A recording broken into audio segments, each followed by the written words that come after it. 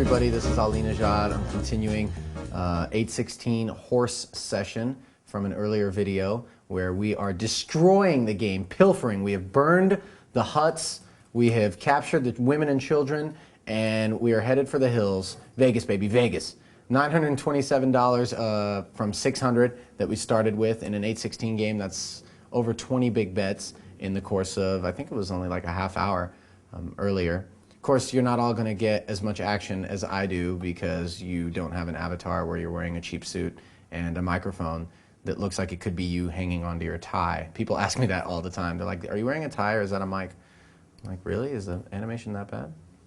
In consideration of others, you may want to select the auto post antes option. Would you like it to be checked for you? No. I'll check it anyway. But it just pissed me off that they wanted to tell me what to do. I don't like that. Okay, so we're playing Limit Raz, which is Satan's game. He actually delivered it to Earth in 18 BC, and since then people have been hating life since. So Limit Raz can get really, really boring, especially if your door card is always like a picture card, you know, a 9, 10, and it gets raised up. In Raz, the key card, like in other low games, is the ace. You don't necessarily want to get into a pot, especially if it's a raised pot, without having at least 3 cards to a wheel or a 6 draw, something like that.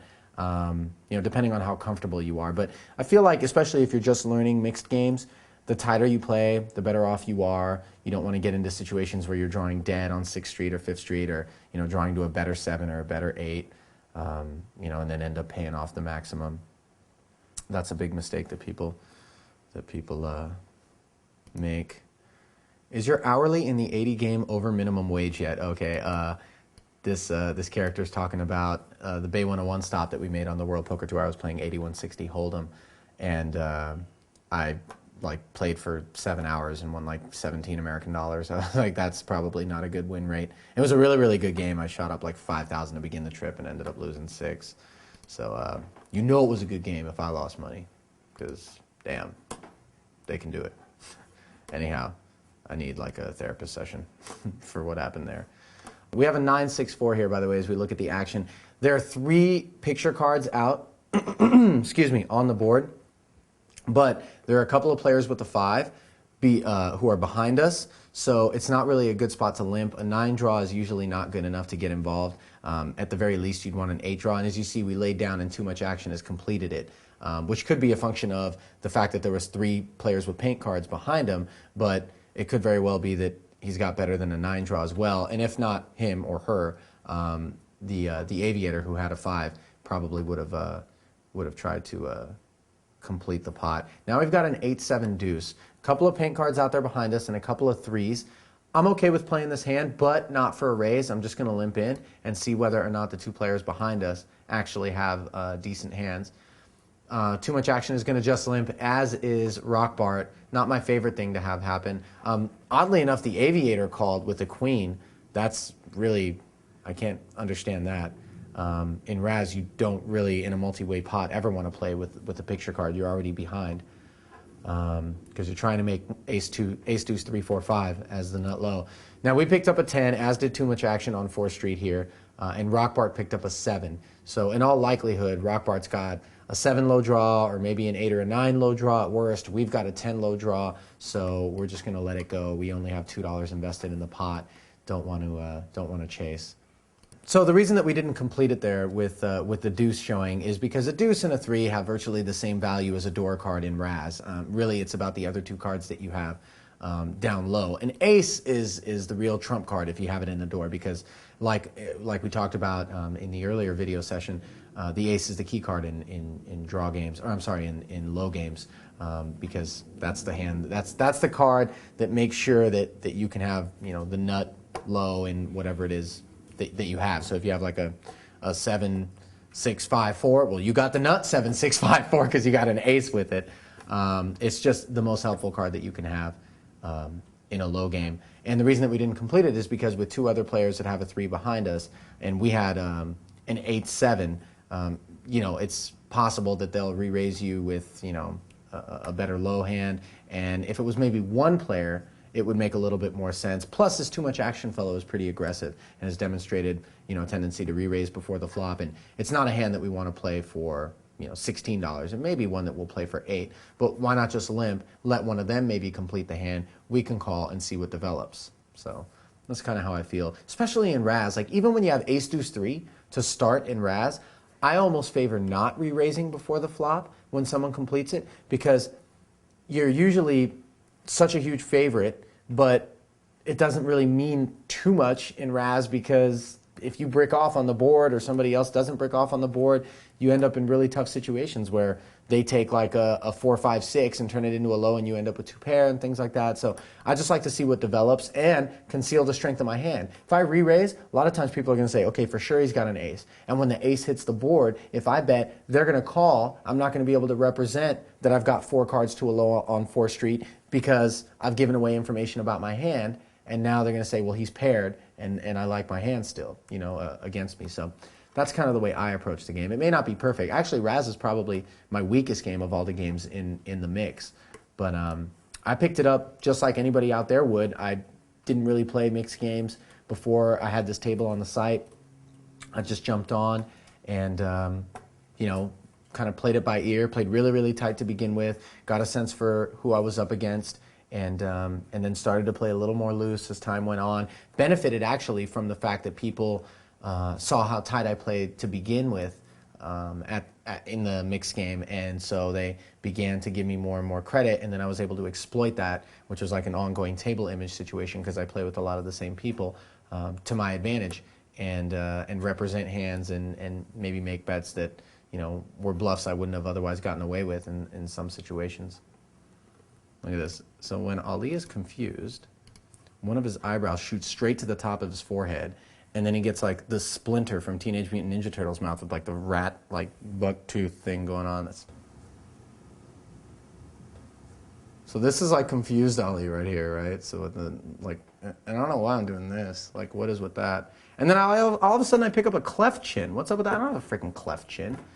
It's terrible. We gotta have a word with someone in HR about that.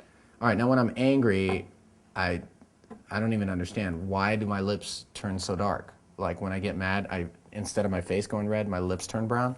Like that's not, and I've still got the freaking cleft chin. Not acceptable whatsoever. All right, what about when I'm happy? Ding! All of a sudden I get the, notice the well-manicured eyebrows. Ace Jack 3, stud high. It's not Hold'em. You don't have ace jack here. It's just because you have an ace in the door. I mean, first off, especially when you have an ace in the door, don't go limping in, because if you hit the ace, it hits. Everyone's going to know you've hit it, so there's a lot less value in it. If you're going to play like a naked ace, play it, in the hole, not in the door. What happens when we're normal? Oh, normal is the worst, because now I've got this crazy Bruce Willis speck chasm between my schnozzle and my top lip, like huge, you know what I'm talking about. And then my eyes turn huge. Like, look how little my eyes are in the other ones. Right? Teeny eyes. No. Come on, right click. This is why I don't have an apple. Normal. Huge eyes. I don't understand. All right, this is how you keep yourself entertained. Oh, let's change skylines again. Let's do that, shall we? This has been How to Change Your Skyline with Ali Nejad. Let's go to the jungle, baby. Oh, are these new? I've never even seen this. Oh, this is like the backstage from the other island deal. This is like a tribal camp or wherever they vote people off, right?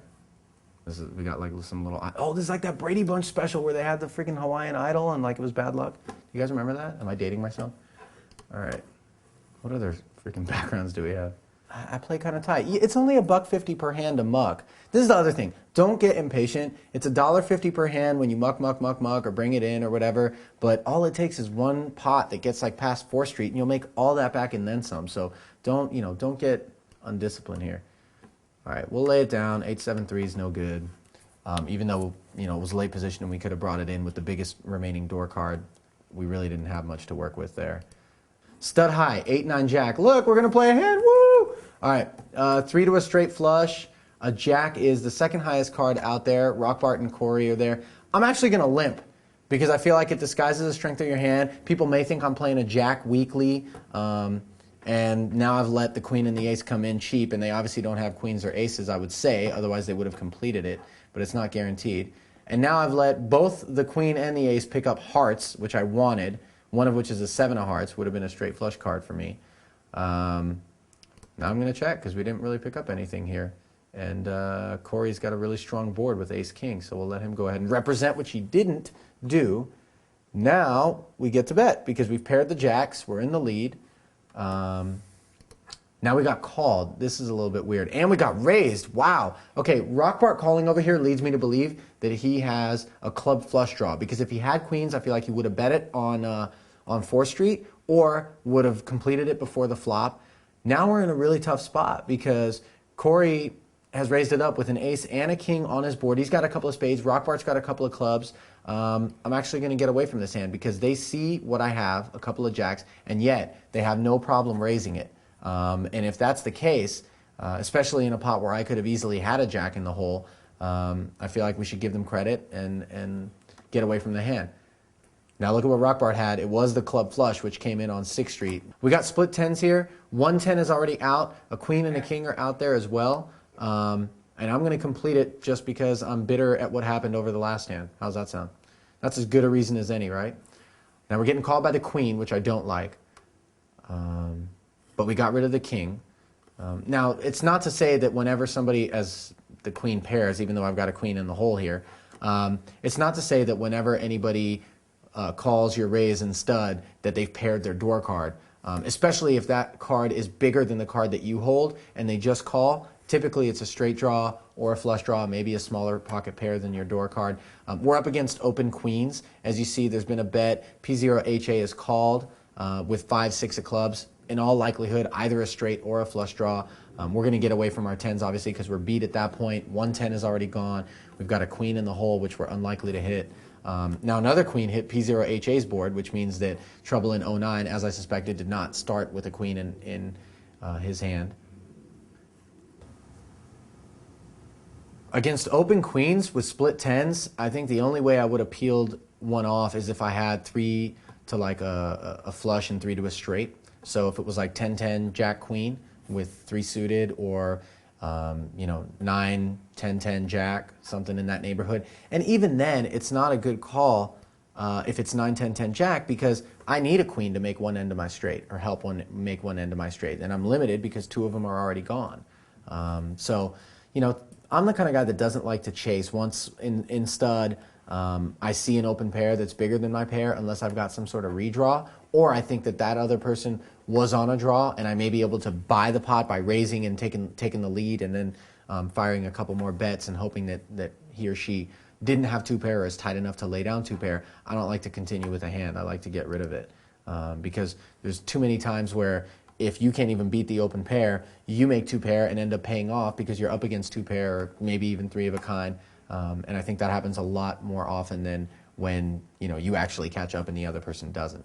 So that's why I like to play a little more snug than most in stud.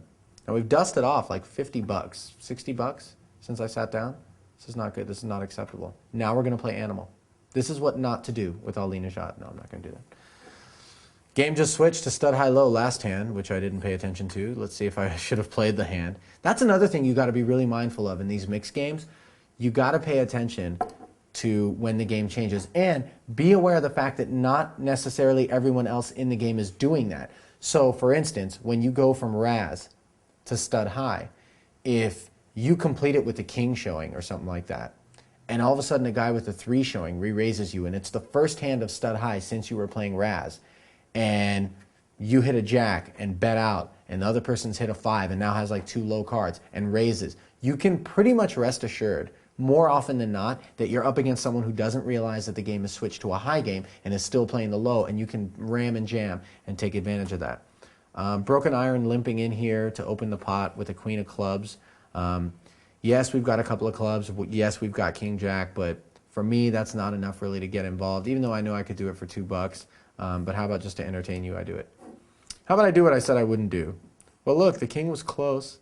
For some weird reason, that makes me feel better. It's like we were close to catching a king. Broken iron has checked. We'll check behind, and let's see if Rockbart wants to bet with a deuce and a 5 showing. Be a really tough sell at this point up against both of our boards. But he may try to do it. It looks like he's taking his time to act. Well, rock bar bet, broken 8 called. All right, well, while you can see that we didn't win any money in this particular session, we didn't really play a lot of hands, and you can afford to sit back and wait in these mixed games for opportunities to put your money in when you actually are in a good situation, not just because you have a good starting hand, but because that good starting hand in context is good enough to get into the pot and try to maximize the money that you're going to make. We only lost like 50 or 60 bucks, I think. And that can easily be made in a single pot, which we didn't even win. But patience is virtue. Don't get hasty. Wait to get your money in good spots, and yeah, you should do all right. These mixed games tend to be pretty good because there's not too many people out there who can play all games well. So if you practice, then you'll be a big favorite.